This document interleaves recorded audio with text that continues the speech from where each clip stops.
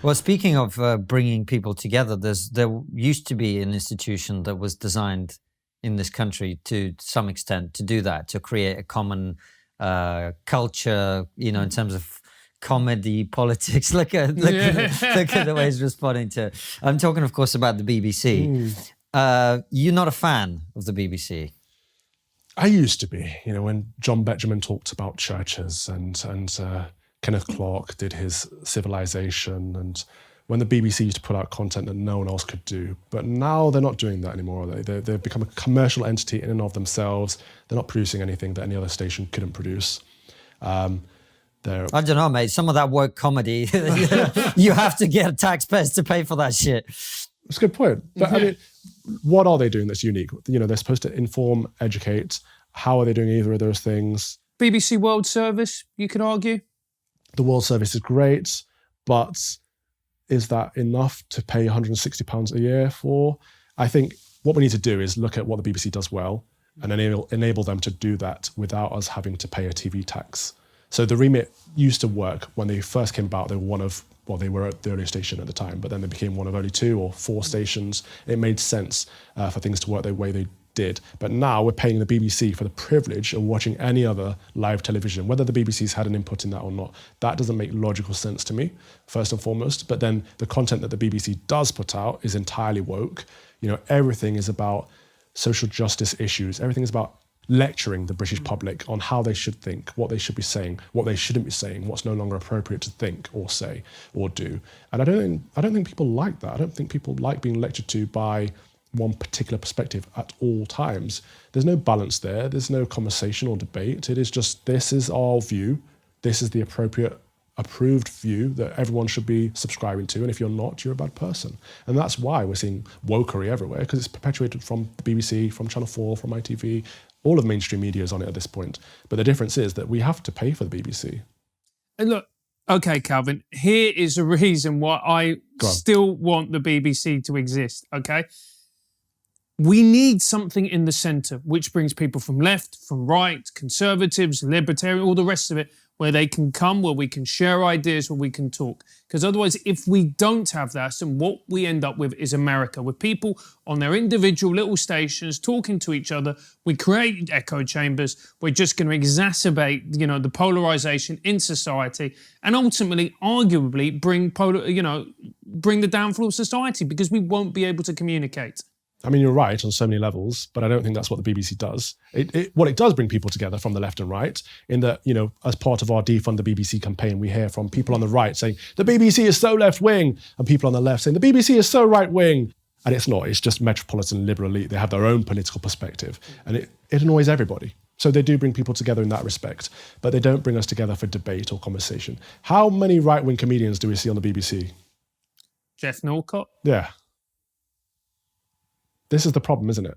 I mean, in fairness, that argument is slightly more complicated than that, because neither Francis or I are right wing, but depends who you ask. No. According to some people, we're far right. Of course we are.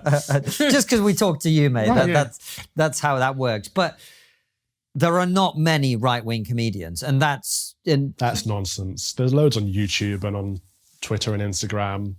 I'm not saying they don't exist. I'm saying if you look at the body of the comedy industry, the vast majority of comedians are not right-wing. And so if you have fewer people, then you're going to end up with fewer people making it to the top, because statistically there's going to be a small percentage who are good enough. So the reason you don't see a lot of right-wing comedians on the BBC, partly, but only partly, and this is important, it's a nuanced point, is because there's not a lot of them around. Yeah. There's not a lot of them around. Having said that, what I would argue is the BBC is definitely biased against them as well, and it's biased against other people who are just simply not woke. That's, to me, more the drawing line. But I think just in the same way that we should be careful when we talk about representation in terms of race, we should also be careful in that just because there's some kind of disparity in outcome doesn't mean there's discrimination going on necessarily. Spot on. So I think that's an important point to make. But I'm sort of with Francis, but also with you, because I feel very woke about the BBC and that I don't care about reality. I just care about how I feel. And I just have that hope that it could be the vehicle that brings people together. My concern is actually technology. Right. Young people don't watch the BBC.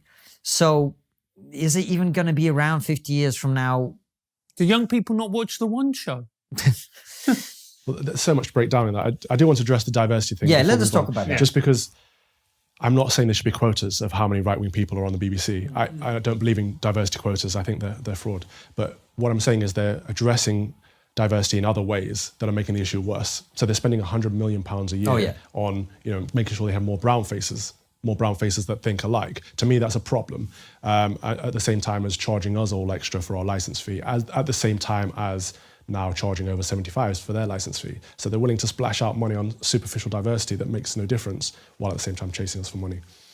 But what's your second point about, you want them to exist? Absolutely. In theory. I like the theory. It's like communism. Well, it's great in theory. Is it though?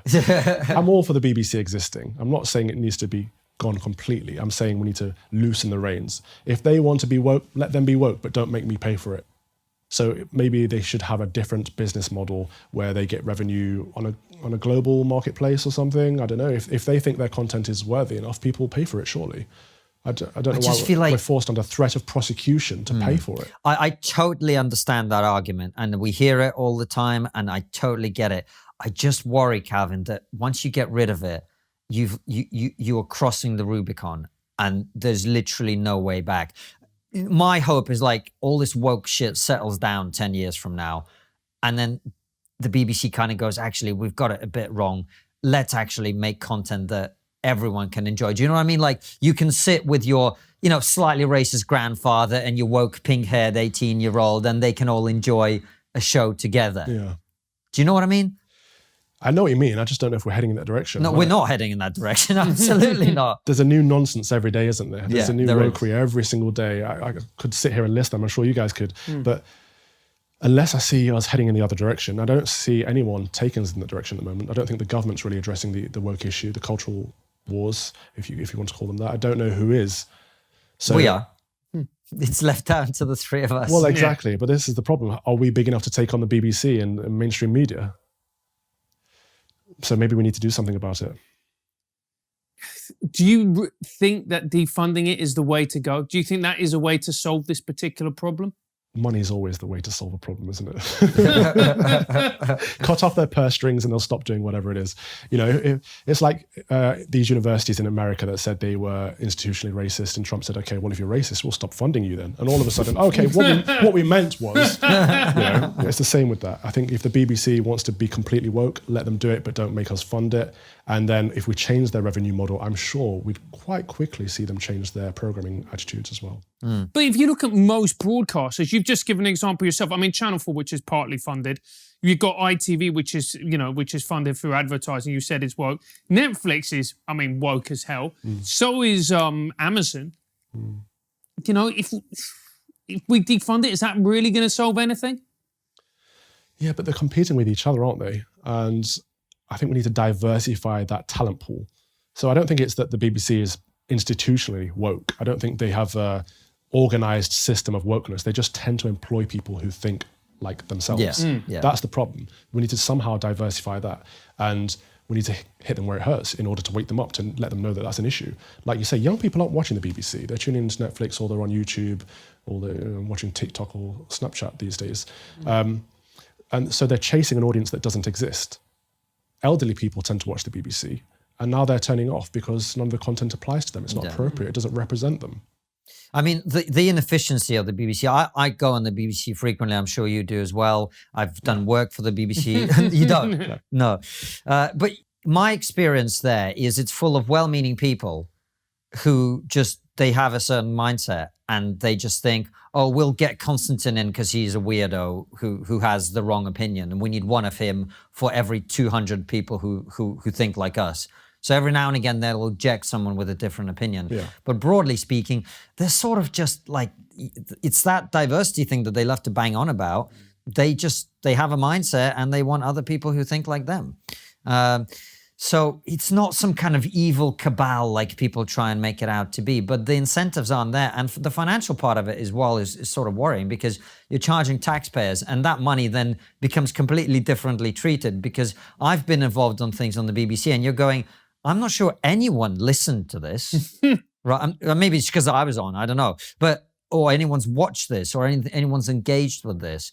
And so I'm sure you get a lot of money being wasted, and it's taxpayer money, and that's a concern, isn't it? It absolutely is a concern. The few times I have been on the BBC, like you say, I've been the odd one out, and you have like a panel of 5 people that are completely woke, and you have yourself on the corner, and they paint you out as an extremist for having normal views. That's a problem. But yes, absolutely, the money is the core issue there, in that they're wasting it on, these big, well-paid celebrities, and they say we have to compete with the private sector. It's like, do you really? Because the BBC is it's a global institution. It's got a respectable reputation. A lot of people want to go work there anyway. You don't have to pay these £1 million salaries in order to get talent.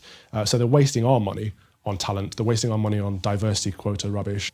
Just waste left, right, and centre. So if we say to them, you have to find a different way of funding yourself going forward, we're not going to let the public pay you through a television tax over threat of prosecution. You're going to have to find a new model.